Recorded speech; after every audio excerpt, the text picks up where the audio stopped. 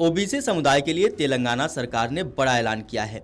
तेलंगाना के मुख्यमंत्री रेवंत रेड्डी ने कहा कि राज्य में शिक्षा, नौकरी और रोजगार तथा राजनीतिक प्रतिनिधित्व में ओबीसी आबादी को 42% आरक्षण दिया जाएगा। तेलंगाना के मुख्यमंत्री रेवंत रेड्डी ने सोशल मीडिया प्लेटफॉर्म एक्स पर पोस्ट में लिखा कि तेलंगाना विधानसभा के नेता और मुख्यमंत्री के रूप में पूरी गंभीरता से घोषणा करता हूं कि हमारे लोगों के सबसे वैज्ञानिक, कठोर और अथक प्रयासों के आधार पर हम कह सकते हैं कि तेलंगाना में ओबीसी आबादी 56.36% है। अब हम शिक्षा, नौकरी, रोजगार और राजनीतिक प्रतिनिधित्व में इस समूह के लिए 42% आरक्षण तय करने का संकल्प ले रहे हैं। इतिहास के सही पक्ष पर रहें और हम में से हर एक इस ऐतिहासिक कदम का चैंपियन बने। उन्होंने लिखा कि तेलंगाना को भारत में सामाजिक क्रांति का नेतृत्व करने पर गर्व है।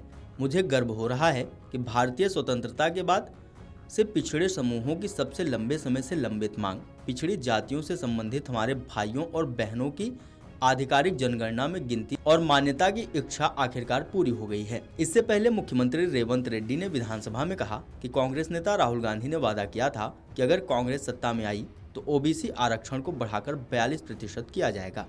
सत्ता संभालने के तुरंत बाद लोगों की सरकार ने 4 फरवरी 2024 को ओबीसी जाति जनगणना शुरू की। पिछली सरकार ने ओबीसी आरक्षण को 37% तक बढ़ाने के लिए राज्यपाल को प्रस्ताव भेजा था। हमारी सरकार पहले के प्रस्ताव को वापस ले रही है। उन्होंने कहा कि हमारी सरकार शिक्षा, रोजगार और राजनीतिक अवसरों में ओबीसी के लिए 42% आरक्षण का नया प्रस्ताव भेज रही है। सदन के नेता के रूप में मैं आश्वासन दे रहा हूं कि सक्रिय कदम उठाऊंगा और 42% ओबीसी आरक्षण हासिल करवाऊंगा। सभी दलों के नेताओं से अपील है कि वे एक साथ आएं और इस मुद्दे पर प्रधानमंत्री से मिलें।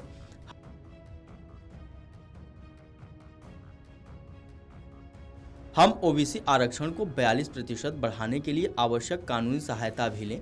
जब तक पिछड़ी जातियों के लिए 42% आरक्षण नहीं मिल जाता, हम शांत नहीं बैठेंगे।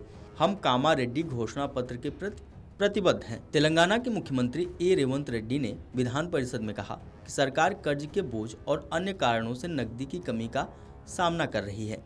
आरबीआई से 4000 करोड़ रुपए का कर्ज लेने के बाद कर्मचारियों को वेतन दे रही है। उन्होंने सरकारी कर्मचारियों से महंगाई भत्ते यानी डीए और अन्य के भुगतान के संबंध में सहयोग की अपील की, लेकिन वेतन हर महीने की पहली तारीख को दिया जाएगा। सीएम ने कहा कि हर महीने की पहली तारीख को वेतन देना मुश्किल हो जाता है। मैं सरकारी कर्मचारियों से अपील करता हूं कि वे हर महीने की पहली तारीख को वेतन लेकर सरकार की सेवा करें। कभी कभी हमें रिजर्व बैंक से कर्ज लेना पड़ता है। मैंने 4000 करोड़ रुपए का कर्ज लेकर पहली तारीख को वेतन दिया। सरकार कर्मचारियों की है। मैं वित्तीय स्थिति के संबंध में सभी तथ्य और आंकड़े उनके सामने रखूंगा, जिससे कि वे भुगतान पर अपने विचार दे सकें। Video desk अमरउजाला.com।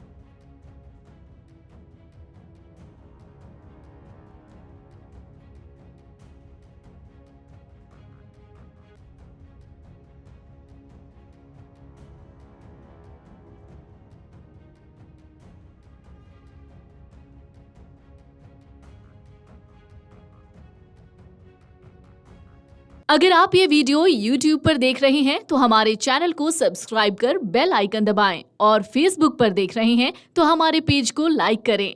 8 million plus subscriber, आपके इस भरोसे के लिए बहुत धन्यवाद।